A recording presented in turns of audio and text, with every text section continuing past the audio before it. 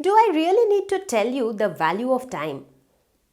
मुझे पूरा यकीन है कि इस समय जितने भी लोग मुझे देख रहे हैं या मेरी बातें सुन रहे हैं, हर एक को पता है कि टाइम कितना वैल्यूएबल है। बचपन से हम अपने बड़ों से सुनते आ रहे हैं कि time is precious, time is money, और हम ये एक्सपीरियंस भी करते आ रहे हैं कि टाइम फ्लाइज। तो जागो बच्चों जागो, क्योंकि अपना टाइम आ चुका है। इनफैक्ट अपना ही टाइम चल रहा है। अब टाइम को हम रोक के तो नहीं रख सकते हैं, लेकिन अगर हम टाइम को बेस्ट तरीके से यूटिलाइज करें तो टाइम के जाने का दुख नहीं होगा, क्योंकि टाइम के साथ साथ हम भी नई चीज़ें सीख रहे होंगे और हम भी अपनी ज़िंदगी में आगे बढ़ रहे होंगे। मैं हूं Roshni from Learnohub, the free learning platform learnohub.com, और आज मैं आपके साथ शेयर करने वाली हूं 3 ऐसे pointers, 3 pointers that will help you to utilize time the best possible way।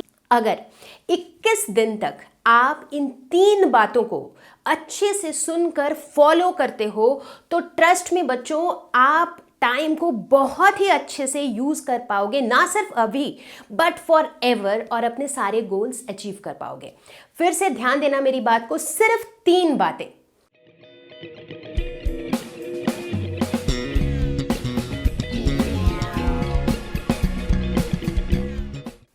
पहली बात, सेट योर गोल्स। सुनने में बड़ा आसान सा लगता है कि यार जब मैं 7-8 साल की थी तब भी लोग मुझसे पूछा करते थे what is your aim in life, what is your goal in life, और मुझे तो जवाब पता होता था, doctor, engineer, police officer. But आज हम सही मायने में समझेंगे कि सेटिंग अ गोल होता क्या है। अब जब मैं गोल की बात कर रही हूँ, ज़रूरी नहीं है कि it has to be academic goals. मतलब goals are not just academics. हाँ, एकेडमिक गोल्स भी होते हैं कि भाई मुझे इतने नंबर लाने हैं, इतना % लाना है, ये सब्जेक्ट में ये इंप्रूव करना है, ये भी आपके गोल्स हैं। But academic goals are not the only goals. Goals मतलब they should affect your overall development. तो अब गोल्स को जो है हम 3 कैटेगरीज में डिवाइड कर सकते हैं। पहला, शॉर्ट टर्म गोल्स, जिसे हम डेली बेसिस पे या वीकली बेसिस पे सेट कर सकते हैं। मुझे आज ये करना है, मुझे कल तक में ये कर लेना है, राइट। बट अगर प्रैक्टिकली बात किया जाए तो मैं आपको डेली गोल्स सेट करने के लिए बहुत ज़्यादा रेकमेंड नहीं करूँगी, क्योंकि होता क्या है कि बहुत से बच्चे क्या करते हैं कि वो हर दिन के हिसाब से ना एक टाइम टेबल बना लेते हैं। मतलब वो अपने टाइम को बहुत ही माइक्रो लेवल पे डिस्ट्रीब्यूट कर लेते हैं कि भाई आज जो है 7 से 8 ये करना है, 8 से 10 ये करना है, 11 से 1 ये करना है।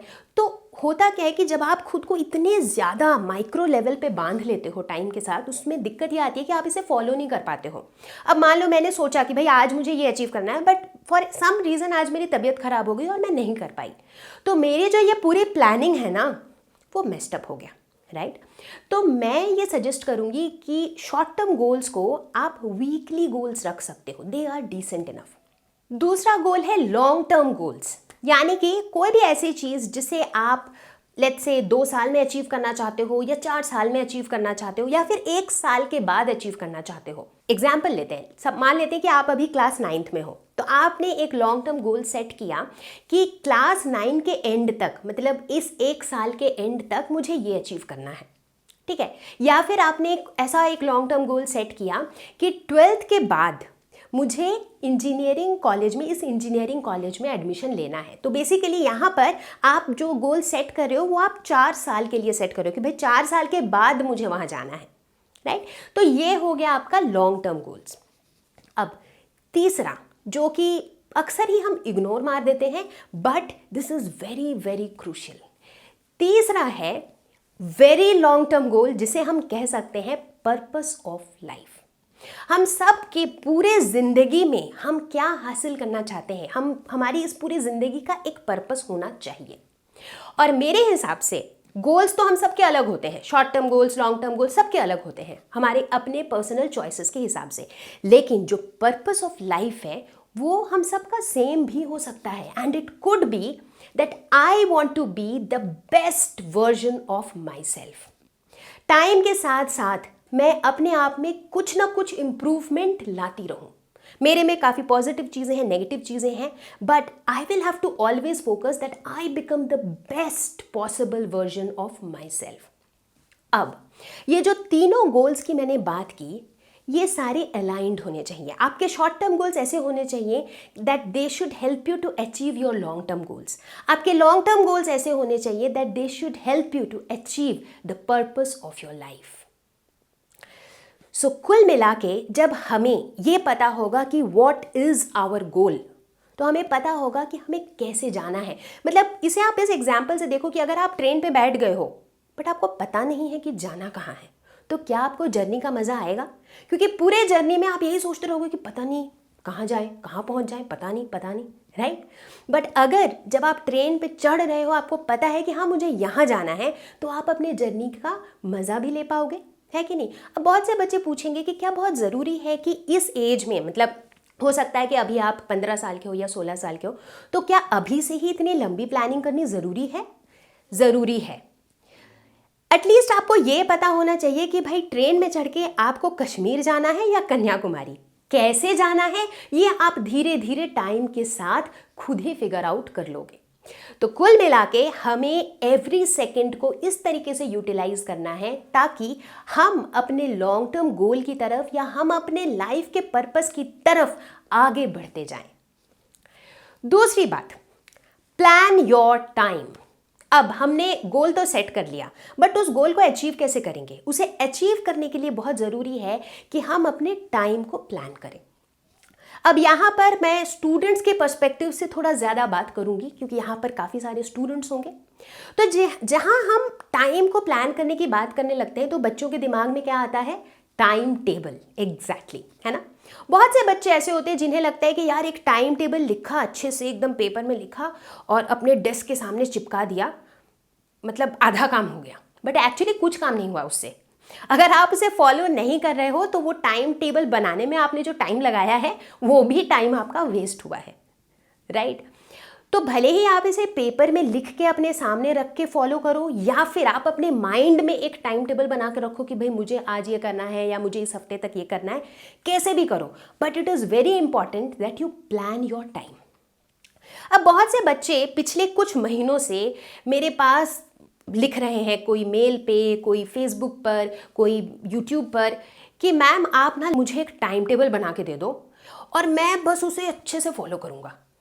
ठीक है, बट अनफॉर्चुनेटली किसी भी इंसान का जो टाइम टेबल है ना वो खुद ही बना सकता है।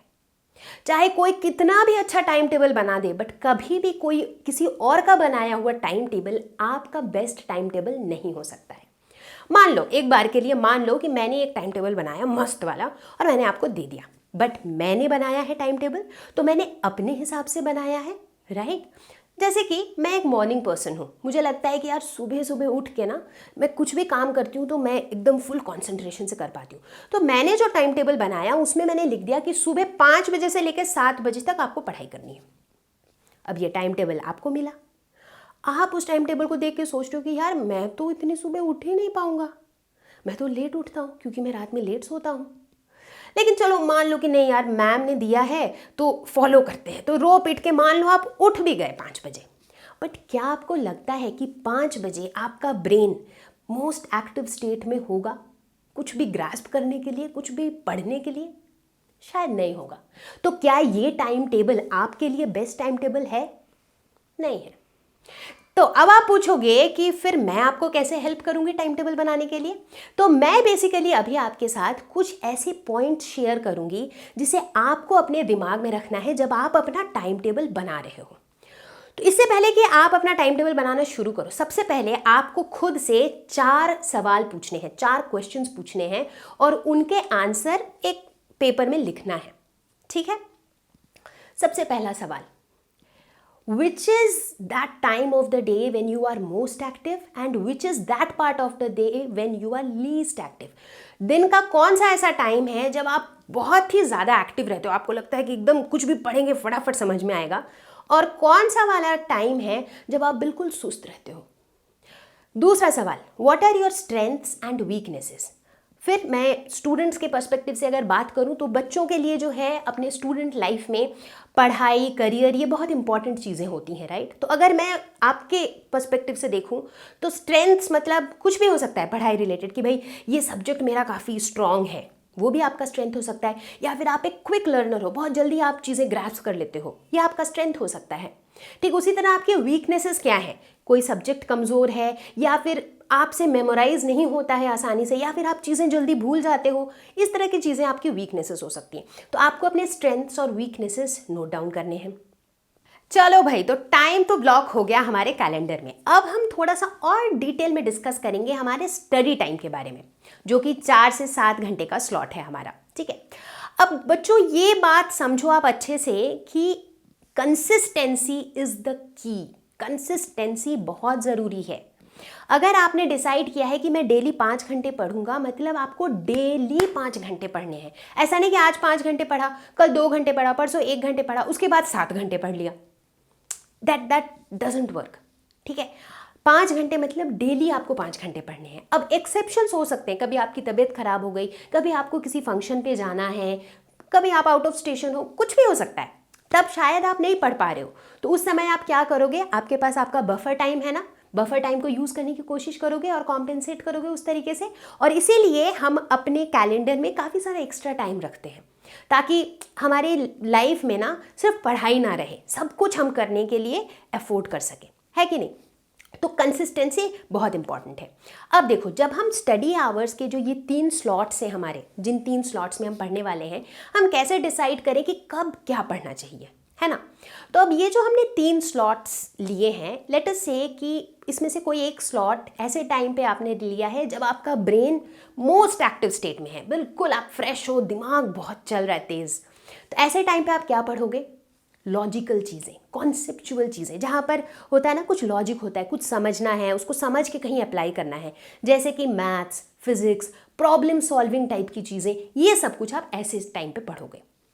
मान लो कोई ऐसा स्लॉट है आपका पढ़ाई का जब आपका दिमाग मतलब बहुत ज़्यादा एक्टिव नहीं है बट बहुत सुस्त भी नहीं है, मतलब मीडियम वाले स्टेट में है।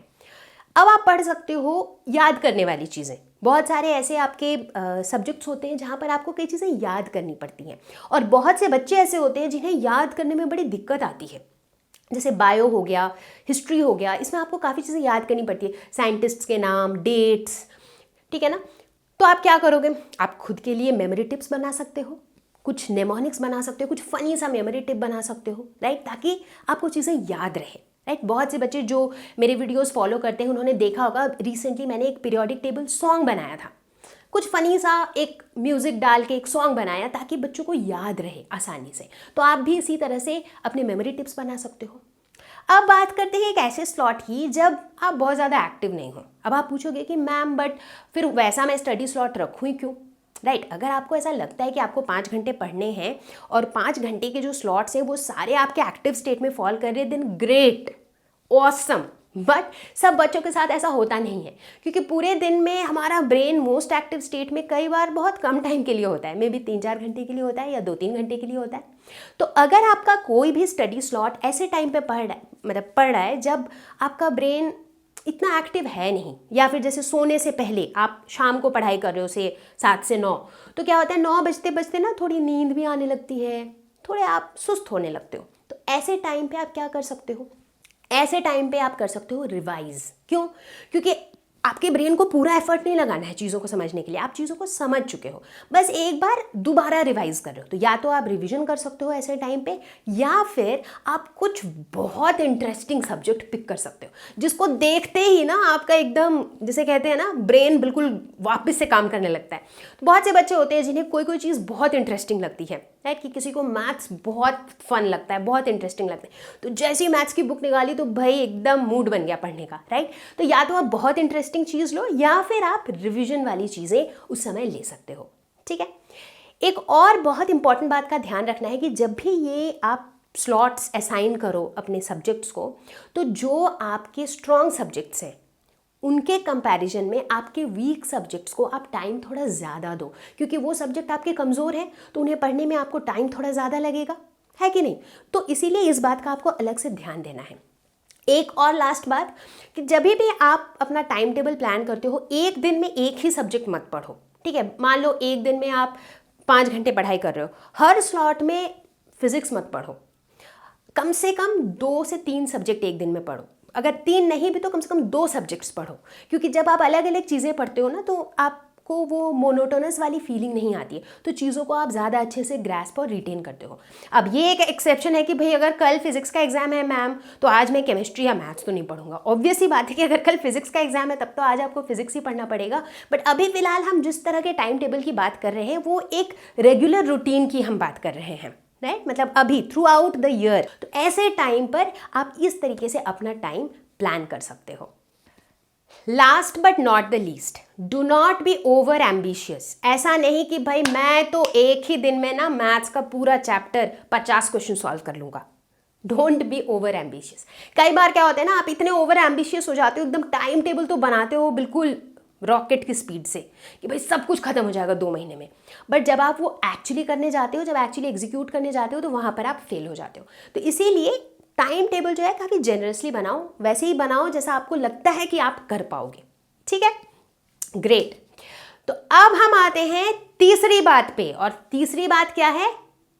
Execute the plan. क्योंकि सबसे पहले हमने गोल सेट किया, फिर हमने टाइम को प्लान किया, अब बारी है प्लान को एग्जीक्यूट करने की, और अब यहीं पर बहुत से बच्चे हो जाते हैं फेल। तो मैं बताऊं सच में कि कोई आपको कुछ भी बता दे, कोई भी ट्रिक दे दे, कुछ भी कर दे, बट इस वाले स्टेप को सक्सेस बनाने के लिए सिर्फ एक ही चीज काम आएगी, और वो है आपका डिटर्मिनेशन और आपका will power. Trust me, this is what that will actually work, ठीक है। हालांकि मैं सिर्फ 2 चीजें बताऊंगी जो आपको थोड़ा मोटिवेट करेगा इस एग्जीक्यूशन में, टाइम टेबल को फॉलो करने में, ठीक है। पहली तो ये कि डू नॉट प्रोक्रेस्टिनेट। कोई भी चीज़, अरे आज नहीं हुआ कोई बात नहीं, कल कर लेंगे, कल भी नहीं हुआ कोई नहीं, परसों कर लेंगे, अरे परसों तो किसी की शादी है वहाँ जाना है, अरे अगले दिन कर लेंगे। ये जो एटीट्यूड है, इस एटीट्यूड से आपको बाहर निकलना है। अगर आपको कल कहीं शादी पे जाना है, किसी पार्टी में जाना है, कोई बात नहीं, आप जाओ, बिंदास मस्ती करके आओ, लेकिन जो भी चीज़ें आपको कल ख़त्म करनी थी वो एटलीस्ट आप कल नहीं कर पाए, तो अगले कुछ दिनों में से थोड़ा थोड़ा बफर टाइम में से टाइम निकाल के उसको ख़त्म करो। इसीलिए मैंने कहा था कि शॉर्ट टर्म गोल जो है ना, आप वीकली सेट करो, ताकि आपको ऐसा रहे कि भाई इस वीक में जो करना था ना वो तो मैंने करना ही है। बीच में एक दिन पढ़ाई नहीं भी हुई कोई बात नहीं, बट उसको दूसरे दिनों में हम कॉम्पेंसेट कर लेंगे। So this is a very key thing. अगर इसे आप फॉलो कर लिए ना तो 99% आप जो है अपना टाइम टेबल परफेक्टली फॉलो कर पाओगे। और दूसरी छोटी सी चीज़, जब आप ये नोटिस करते हो ना कि यार मैं लगातार हर दिन अपना टाइम टेबल फॉलो कर रहा हूँ, so give a pat on your back, because you deserve some appreciation. तो खुद को खुद ही एनकरेज करते रहो कि येस आई डिड इट, और आगे भी मैं कर सकता हूँ, ठीक है। अब हम बात करेंगे कुछ ऐसे चीज़ की which is a major concern. यहाँ जो एग्जीक्यूशन जो मेरा फेल होता है वो क्यों फेल होता है, हम क्यों नहीं फॉलो कर पाते हैं जो प्लान हमने किया है? Because of distraction.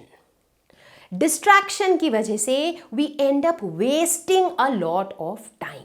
अब हम ये देखेंगे कि कौन सी ऐसी चीज़ें हैं जो हमारा टाइम वेस्ट करती है और कैसे हम उस टाइम को वेस्ट होने से बचा सकते हैं। जहां मैं डिस्ट्रैक्शन की बात करूंगी तो पहला नंबर किसका आएगा? मुझे तो लगता है बताने की भी ज़रूरत नहीं है, पहला नंबर मोबाइल का ही आएगा। क्योंकि मोबाइल फ़ोन के अंदर जो है सोशल मीडिया के फेसबुक, इंस्टाग्राम, इवन यूट्यूब और व्हाट्सएप, ये सारी चीज़ें हमारा बहुत सारा टाइम खा जाती है। इनफैक्ट जो सोशल मीडिया चीज़ है ना, it is as addictive as alcohol और टोबैको। तो आप खुद सोच के देखो, एक बार घुस गए अगर इंस्टाग्राम पे तो भाई 15, 20, 30 मिनट तो वैसे ही चले जाते हैं, right. But at the same time ये जितने भी प्लेटफॉर्म्स हैं, यहाँ पर बहुत सारे आपके लर्निंग रिसोर्सेज भी होते हैं। अभी जैसे अगर आप मुझे सुन रहे हो, आप अगर मुझसे पढ़ते हो, तो आप कहाँ से पढ़ते हो? यूट्यूब पे आकर पढ़ते हो, राइट। तो अपना फ़ोन यूज़ करते हो या आप अपना लैपटॉप यूज़ करते हो, करेक्ट। तो यूज़फुल चीज़ें भी हैं, बट आपके डिस्ट्रैक्ट होने के भी चांसेस हैं। तो जितनी देर आप वहाँ से कुछ ऐसा इनपुट ले रहे हो जो आपको अपने गोल की तरफ जाने में मदद कर रहा है, उतनी देर तक you are good. But the moment you are spending time on something जिससे आपके गोल का, आपके लाइफ के पर्पस का कुछ लेना देना नहीं है, तब आप टाइम वेस्ट कर रहे हो, राइट? तो सोशल मीडिया पे आपको बहुत ही लिमिटेड और बहुत ही रिस्ट्रिक्टेड टाइम स्पेंड करना है if you are not studying और if you are not using any learning resource on social media, ठीक है? दूसरा, कई बच्चे हैं जो पढ़ाई करते टाइम भी बहुत सारा टाइम वेस्ट कर देते हैं। हाँ बिल्कुल, पता है कैसे?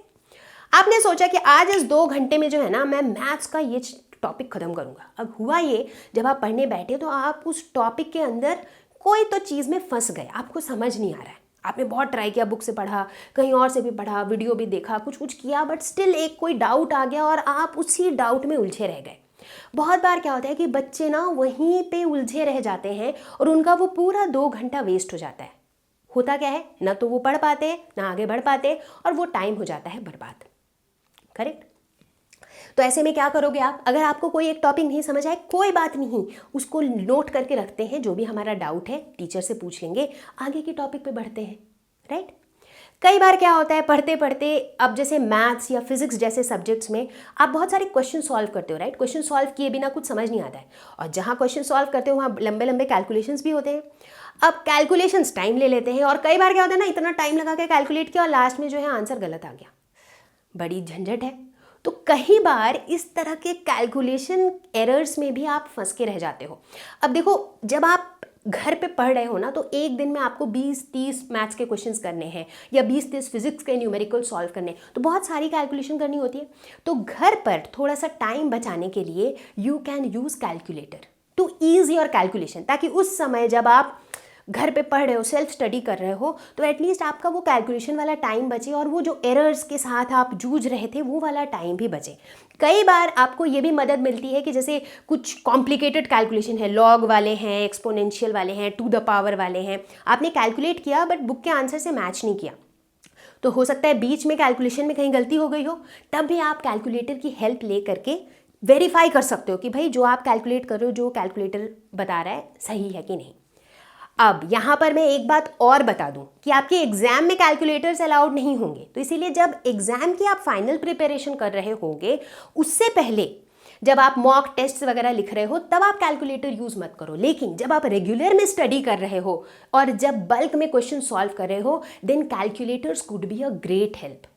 अब यहाँ एक चीज़ और मैं बताना चाहूँगी कि बच्चों को आजकल लगता है ना mobile is everything, alarm clock भी मोबाइल ही है, बात करने के लिए भी मोबाइल ही है, इंटरनेट के लिए भी मोबाइल ही है और कैलकुलेटर भी मोबाइल ही है। बट मैं आपको ये रेकमेंड करूँगी कि मोबाइल या इंटरनेट रिसोर्सेज को आप तब तो यूज़ करो जब आप उसे पढ़ने के लिए यूज़ कर रहे हो, लेकिन जब आप प्रॉब्लम सॉल्व कर रहे हो, स्पेशली मैथ्स के क्वेश्चन सॉल्व कर रहे हो, फिजिक्स के क्वेश्चन सॉल्व कर रहे हो, मोबाइल को कैलकुलेटर की तरह यूज़ मत करो, क्योंकि जब आप मोबाइल को कैलकुलेटर की तरह यूज़ करते हो, आपके डिस्ट्रैक्ट हो जाने के चांसेस बहुत हाई होते हैं। अचानक आप कैलकुलेट कर रहे हो, कोई इंस्टाग्राम का नोटिफिकेशन आ गया, चल यार देख लेते हैं एक बार कौन क्या कर रहा है, कौन क्या कर रहा है, और इसी चक्कर में ना आपका 15-20 मिनट वेस्ट हो जाता है, राइट?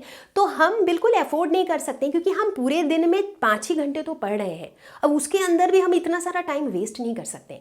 तो इसीलिए please do not use your mobile phone as a calculator. जब कैलकुलेशंस कर रहे हो तो कैलकुलेटर ही यूज़ करो, ठीक है?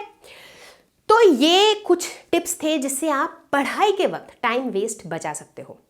Last but not the least, अगर बहुत ज़रूरी नहीं है तो avoid unnecessary phone calls during study time, क्योंकि आपके पास वैसे भी एक्स्ट्रा बफर टाइम तो है ही, दिन के 4 से 6 घंटे, उस समय आप लोगों को कॉल कर लो, राइट? तो जिस समय आप पढ़ाई कर रहे हो, try to be focused, correct? तो बच्चा पार्टी, ये था मेरा 3 pointers. Set your goals, plan your time, execute the plan. तो अब मेरे पास है आपके लिए एक असाइनमेंट, क्योंकि मैं ये नहीं चाहती कि बच्चे आए इस वीडियो को देखें और निकल ले और कोई इसे इंप्लीमेंट ना करे, तब तो कोई फायदा ही नहीं हुआ देखने का। तो इसीलिए मैं आपको देती हूँ एक असाइनमेंट इसी वीडियो के बेसिस पे। आपको क्या करना है, जो मेरा पॉइंटर नंबर 2 था, यानी कि प्लान योर टाइम, उसके अंदर मैंने आपको बताया था कि आपको अगर अपना टाइम टेबल बनाना हो तो उसके लिए आपको क्या क्या करना है। सबसे पहले आपको उन 4 क्वेश्चंस के आंसर नोट डाउन करने हैं और उसके बाद आपको अपना टाइम टेबल बनाना है, keeping in mind the points that I shared with you. तो मैं चाहती हूँ कि आप सभी अपना टाइम टेबल बनाएं। इनफैक्ट मैं ये भी चाहती हूँ कि आप वो जो चारों क्वेश्चन हैं उनके आंसर्स भी लिखें, साथ में अपना टाइम टेबल बनाएं और इस पूरे चीज़ को हमारे साथ शेयर करें @examfearvideos@gmail.com। ठीक है, हम क्या करेंगे, जितने भी बच्चे हमें ईमेल करेंगे अपना अपना टाइम टेबल, उसमें से हम 10 बेस्ट टाइम टेबल्स चूज करेंगे। यस, आपको मेरी तरफ से भी कुछ मिलेगा। क्या मिलेगा?